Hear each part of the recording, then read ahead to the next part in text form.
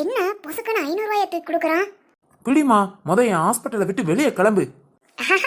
Mental ஹாஸ்பிட்டல்ங்கிறது சரியாத்தான் இருக்கு போல. இன்னும் ஏமா நிக்கிறீங்க? கூட்டிட்டு போங்க இத. இனி நீங்க 3 பேரும் என் ஹாஸ்பிட்டல் பக்கமே வந்துடாதீங்க. என்ன டாக்டர் இப்படி சொல்லிட்ட?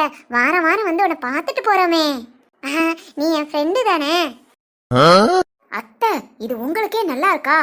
அதானே இவ்வளவு நேரம் போலீஸ்ல புகார் கொடுத்துருவேன் என்ன மிரட்டிட்டு இப்ப என்னமோ ஃப்ரெண்டா? கிளம்பு இசைக்கு இங்க இருந்து.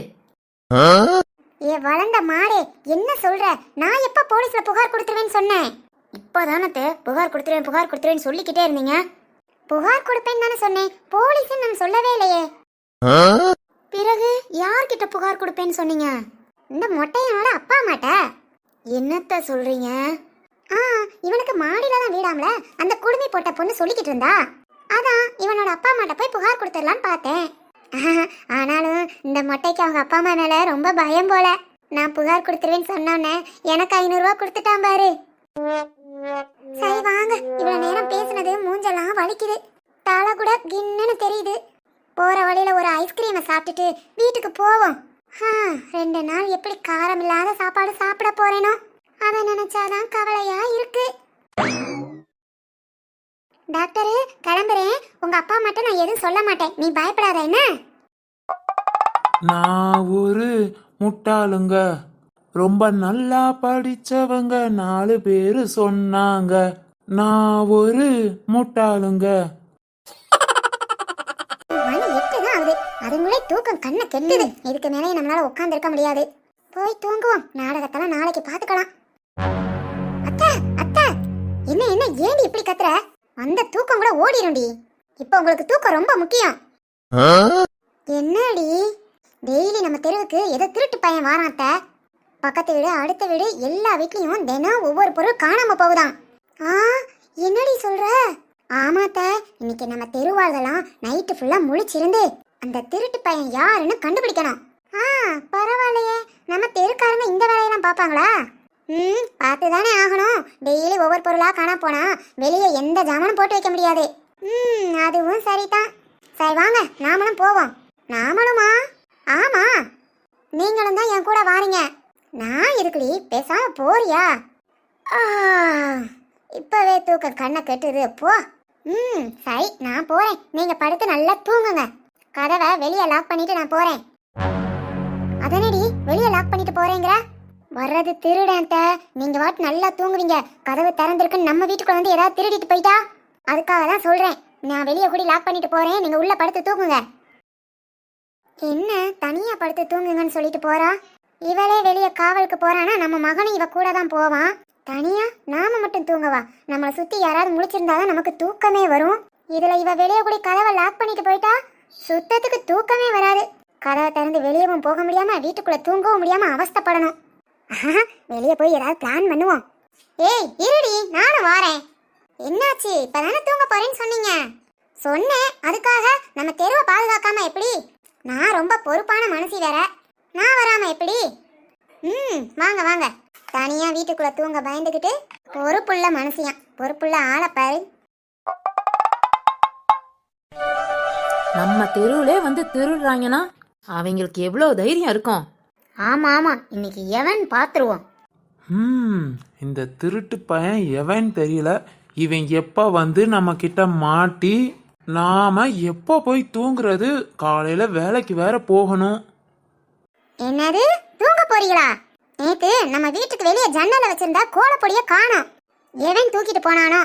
திருட்டு பையல கண்டுபிடிக்க வழிய காணோம். தூக்கம் தான் முக்கியமா போச்சு. ஏய், நம்ம வீட்டுல கோலப்பொடிய வாடி காணோம். ஆமாங்க. அப்பனா திருடன் நம்ம தெருக்காரனா தான் இருப்பான். என்னங்க சொல்றீங்க?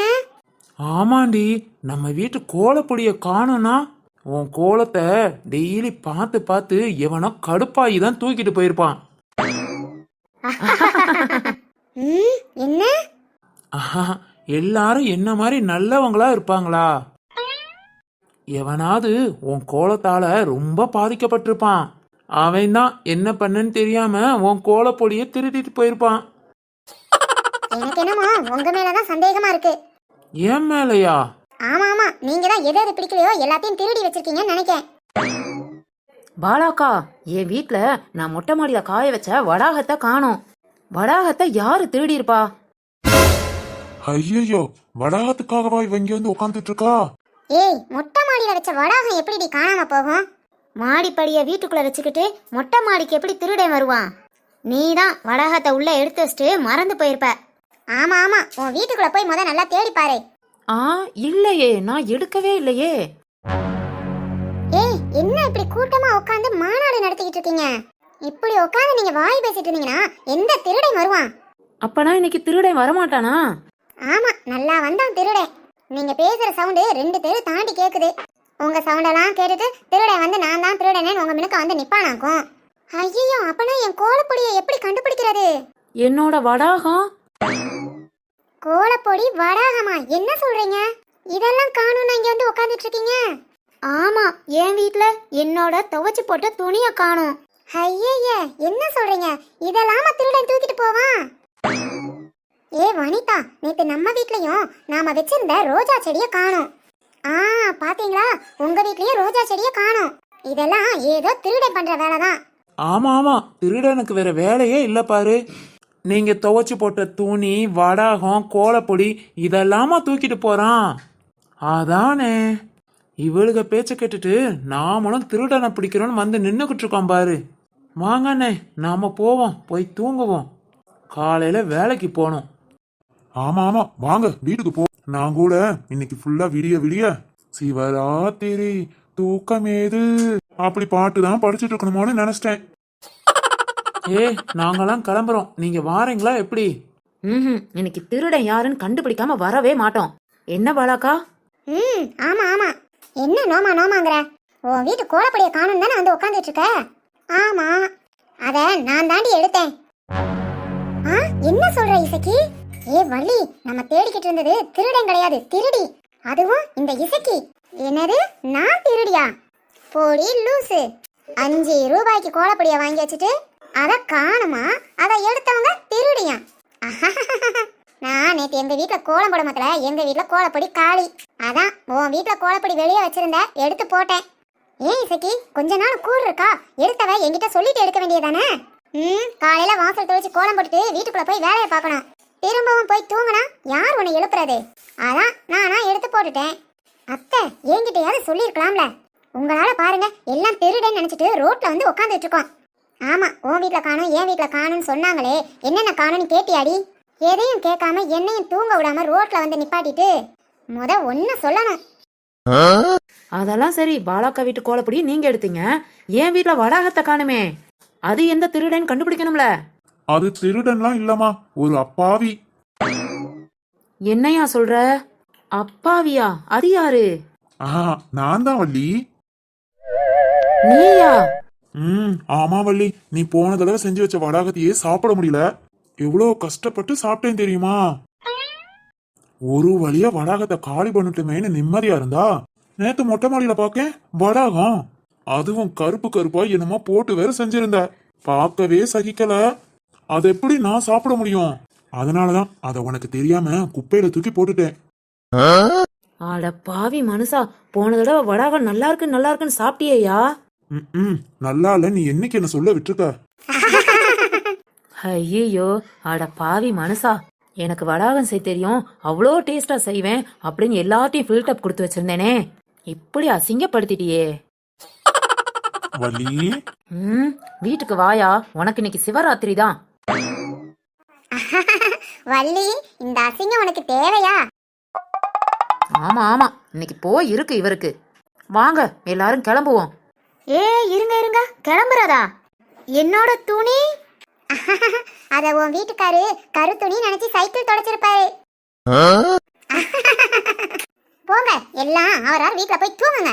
சாமத்துல வந்து உக்காந்துக்கிட்டு என்னையும் தூங்க விடாம ஒருத்தர் பேசுறதுல கேக்குறதுல எல்லாம் சைட் மணிக்கு திருடன் வந்து உக்காந்துட்டாங்க. எல்லாம் இந்த வள்ளியாலதான். ஆமா ஆமா, என் வீட்டுல கோலப்பொடிய காணும்னு சொன்னோனேமோ அவதான் திருடன் தூக்கிட்டு போயிருப்பான்னு சொன்னான். என் வடாகத்தையும் காணுமே, திருடனா இருக்கும்னு நினைச்சேன். ஆமா ஆமா, உன் வடாகத்தெல்லாம் திருடன் வந்துட்டானோ. டேய் ராஜா, ஏன் இன்னும் நின்னுட்டு இருக்க? போடா. இதோ போயிட்டேமா. மாணிக்கனே, வாங்க நாம கிளம்புவோம். பாலா வா, கிளம்பு. எல்லாம் சேர்ந்து திருடன் கூட்டத்தை கூட்டிட்டு சாமத்துல உக்காந்துட்டு இருக்காங்க. வள்ளி, நான் கிளம்புறேன், நீயும் வா. போயா போ போ, எல்லாம் ஒன்னாலதான். வார வீட்டுக்கு. போடி, என்ன உயரத்துல உட்காந்துக்கிட்டு உன் கோலப்படிய நாளைக்கு வாங்கி தாரேன், கிளம்பு. ஏய் சரோஜா, நான் சொன்ன மாதிரிதான் நடந்திருக்கும். உன் துணிய உன் புருஷன் கருத்துணியா யூஸ் பண்ணிருப்பாரு. அப்படி மட்டும் இருக்கட்டும், போய் அந்த மனுஷனுக்கு இருக்கு. சரி போ போ கிறுக்கு. ஏ இசைக்கு, எனக்கு என்னமோ ஓ மேலதான் டவுட்டா இருக்கு. நீதான் ஏதோ வில்லத்தனம் பண்ணிருப்ப. இப்ப கூட நீ தூங்கணுங்கிறதுக்காக தான் எல்லாத்தையும் பத்தி விட்டுருக்க. ஏய் அப்படித்தான், போ போ கிளம்பு கிளம்பு. ஹம். என்னத்த கூட்டத்தை 10 நிமிஷத்துல களைச்சு விட்டீங்க? நானா யாரு? அத்தை, நீங்க ஏதாவது பிளான் பண்ணீங்களா என்ன? பின்ன நான் தூங்க வேணாம். இவளுகளுக்கு பஞ்சாயத்து பண்ணி மூளை வேற ஃப்ரெஷ் ஆயிடுச்சு. இனி எப்படி தூக்கம் வரப்போகுதுன்னு தெரியலையே.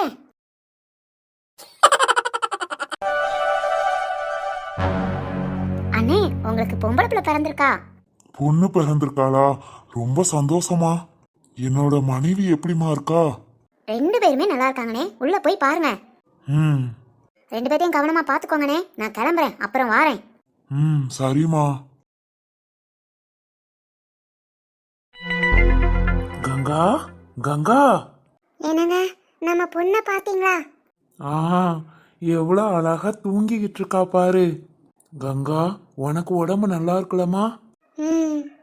கங்கா, நம்ம வீட்டுக்கு அந்த லட்சுமி தேவியே வந்திருக்கா. ஆமாங்க. ஓய் பாப்பா, அப்பாவை பாரு, அப்பாவை பாரு.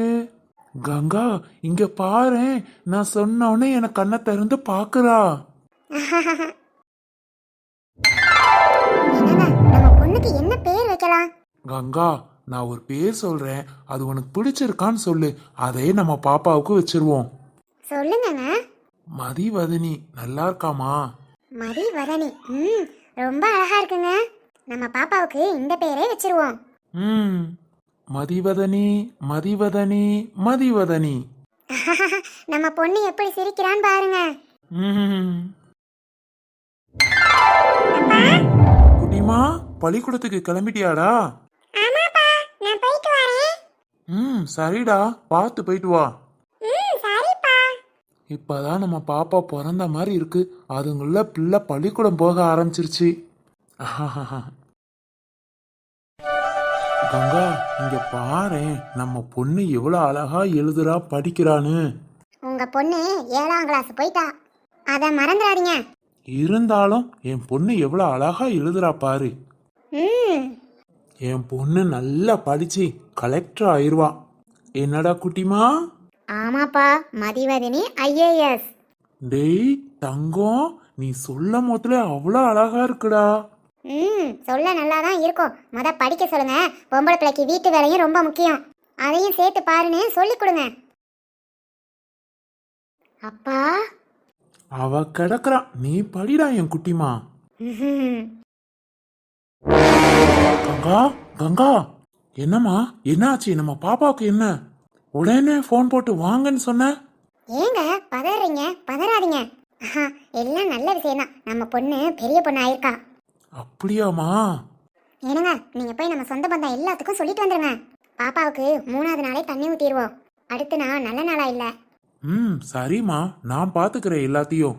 நீ என் பொண்ணுக்கு நல்ல சத்தானதா சமைச்சு கொடு. சரிங்க. நான் போய் நாட்டுக்கோழி முட்டை வாங்கிட்டு வந்துடுறேன். பாப்பாவுக்கு தினம் ஒண்ணுன்னா கொடுத்துரு. சரிங்க, வாங்கிட்டு வாங்க. ஆமா, எதிர்பார்க்கவே இல்ல நீங்க இந்த அளவுக்கு விசேஷமா செய்வீங்கன்னு. அண்ணன் வீட்டுல விசேஷம்ல, அதான் எல்லாரையும் கூப்பிட்டு சாப்பாடெல்லாம் தடபுடலா கவனிச்சு சூப்பரானே அசத்திட்டீங்க. செலவு நிறைய வந்திருக்கோம் என்னன்னே? செலவு என்னம்மா செலவு? என் பொண்ணு எப்பவும் சந்தோஷமா இருக்கணும், நல்லா இருக்கணும், அது மட்டும் எனக்கு போதும்.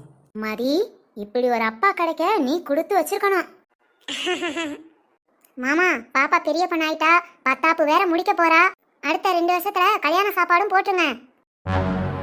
கல்யாண சாப்பாடா? என் பொண்ணு படிக்கணும், நல்லா படிக்கட்டும். என்ன மாமா, பொண்ணு அப்படியே வீட்டுக்குள்ளே வச்சுக்கிற மாதிரி கோபப்படுறீங்க? எப்பனாலும் அவளை கல்யாணம் முடிச்சு இன்னொரு வீட்டுக்கு அனுப்பிதான் வைக்கணும். ஏய் கங்கா, நாங்க கிளம்புறோம். மதி நானும் கிளம்புறேன், அப்புறம் வாரேன். என்னங்க என்னாச்சு? இல்ல, அவ ஒரு பேச்சுக்கு தான் கல்யாண சாப்பாடுன்னு சொன்னா. ஆனா அதை கேட்டதுல இருந்தே மனசுக்கு ரொம்ப கஷ்டமா இருக்கு. என் குட்டிமா இன்னும் கொஞ்ச நாள் தான் நம்ம கூட இருப்பாளா? நீங்க வேற, அவ ஒரு ஆளு அவ சொன்னான்னு கவலைப்பட்டுட்டு இருக்கீங்க.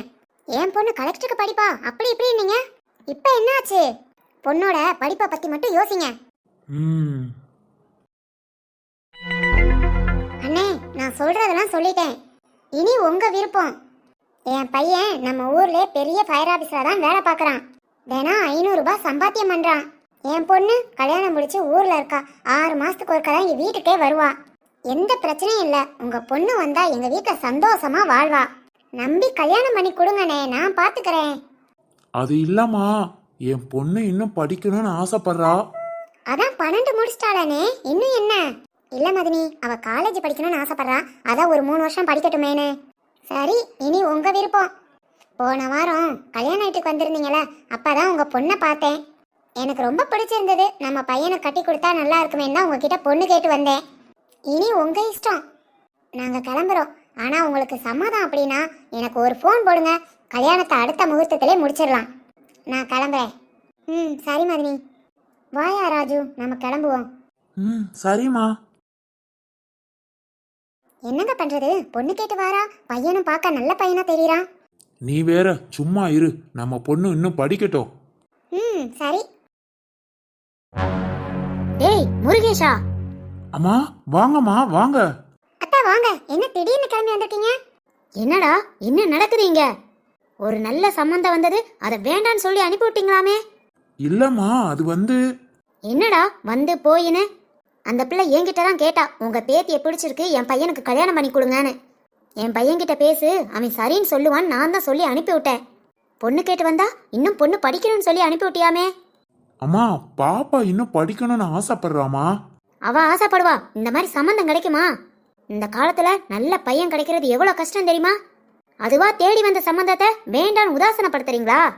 சொந்த வீடு, தினம் பையன் 500 ரூபாய் சம்பாத்தியம் பண்றான். பையனுக்கு எந்த கெட்ட பழக்கமும் கிடையாது. இன்னும் என்ன? பையனை பத்தி நல்லா விசாரிச்சுதான் உங்க வீட்டுக்கு பொண்ணு கேட்டு அனுப்பி விட்டேன். வேண்டான்னு சொல்லி திருப்பி அனுப்பி விடுற? அம்மா, உனக்கு ஒன்றும் தெரியாது, நீ பேசாம போ.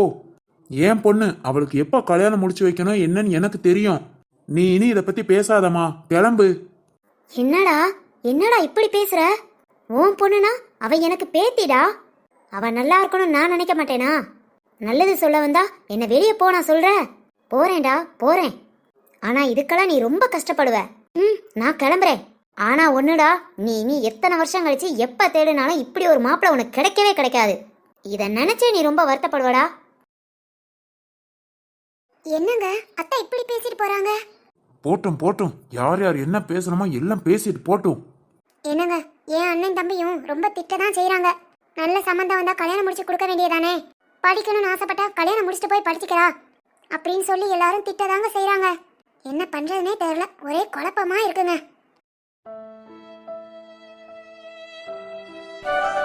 ஆளாளுக்கு ஒவ்வொன்று சொல்லி நம்ம மனசை குழப்பி இப்ப நம்ம பொண்ணு கல்யாணம் வரைக்கும் கொண்டு வந்து விட்டுட்டாங்க. நம்ம பொண்ணு, ஆனா நம்மளோட முடிவை நாம எடுக்க முடியல. பொண்ணு காலேஜ் படிக்கணும், கலெக்டர் படிக்கணும் எவ்வளவு ஆசைப்பட்டா. இப்போ நானே என் குட்டி மாட்ட கல்யாணம் பண்ணிக்கோடா அப்படின்னு சொல்ற மாதிரி ஆயிப்போச்சு. பொண்ணு நம்ம பொண்ணா இருந்தாலும் ஆளாளுக்கு பேசி அவங்க முடிவை தான் நம்மளே எடுக்க விடுறாங்க. சரிங்க, எனக்கும் கவலையா தான் இருக்கு. ஆனா பையன் நல்ல பையங்க. நம்ம பொண்ணை கண்டிப்பா நல்லா பாத்துக்குவான். நீங்க எதுவும் கவலைப்படாதீங்க, நம்ம பொண்ணு நல்லா இருப்பா. பையன் நல்ல பையன். அந்த ஒரு காரணத்துக்காகவும் தான் நானும் சரின்னு சொல்லிட்டேன். கடவுளே, என் பொண்ணை நல்லபடியா பார்த்துக்கோ. அவ எப்பவும் வாழ்க்கையில சந்தோஷமா நல்லா இருக்கணும்பா. பொண்ணு மாப்பிள்ளைய அழைச்சிட்டு வாங்க. கெட்டிமாலாம் கெட்டிமாலாம். அப்பா, பார்த்து பத்திரமா போயிட்டு வாமா. அங்க போய் கவனமா இரு. அம்மா அழாதடா. அம்மா உனக்கு டெய்லி ஃபோன் போடுறேன், 4 நாளைக்கு ஒருக்க வந்து பாத்துக்கிறேன்னு. சரிம்மா, அதெல்லாம் ஒன்றும் கவலைப்படாதீங்க. உங்க பொண்ணை நான் நல்லா பாத்துக்கிறேன். மதியானி வாமா. டேய், உன் பொண்டாட்டிய கூட்டிட்டு வா. அத்தே மாமா கவலைப்படாம இருங்க. மதிவதனிய நான் நல்லா பாத்துக்கிறேன். சரிங்க மாப்பிள்ள. பா மதிவதனி, இதான் நம்ம வீடு. வீடு பிடிச்சிருக்கா? எனக்கு தெரியும் மதிவதனி, உனக்கு கலெக்டர் படிக்கணும்னு ரொம்ப ஆசையாமே.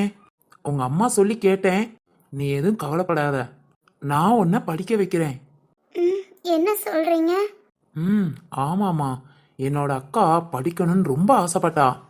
ஆனா எனக்கு அப்பா இல்லையா, அம்மா சீக்கிரத்திலே அக்கா கல்யாணம் முடிச்சு கொடுக்கணும்னு அவ படிப்பை பாழாக்கி கல்யாணம் முடிச்சு கொடுத்துட்டாங்க. அக்கா இப்போ வரைக்கும் படிக்கலைங்கிற கஷ்டமும் அவ வாழ்க்கையில பட்ட கஷ்டமும் ரொம்ப அதிகம். அவளை மாதிரி உன்னையும் கஷ்டப்பட விட மாட்டேன். ஆனா காலேஜுக்கு போயெல்லாம் படிக்க முடியாது, அம்மா ஒத்துக்க மாட்டாங்க. வீட்ல இருந்தே படிக்கலாமாமே. நான் விசாரிச்சு வச்சிருக்கேன். ஒரு 4 நாள்ல அதுக்குரிய ஏற்பாடை பண்ணிடுறேன், சரியா? நிஜமாவா? ம், கண்டிப்பாமா. இந்த காலத்துல பொண்ணுங்க படிக்கிறது ரொம்ப முக்கியம். நீ எதுக்கும் கவலைப்படாத, பயப்படவும் செய்யாத. உன் வீடு மாதிரி நீ வாட்டுக்கு எப்பயும் போல இரு. அம்மா கொஞ்சம் கோவக்காரங்க தான். அம்மா என்ன சொன்னாலும் கண்டுக்காத, நான் பாத்துக்கிறேன், சரியா? சரி. நீ போ, கட்டில படுத்துக்கோ, நான் கீழே படுத்துக்கிறேன், சரியா? ம், சரிங்க. மதி, அங்க இருக்கியா? நான் ஆபீஸ்க்கு கிளம்புறேன். ம்.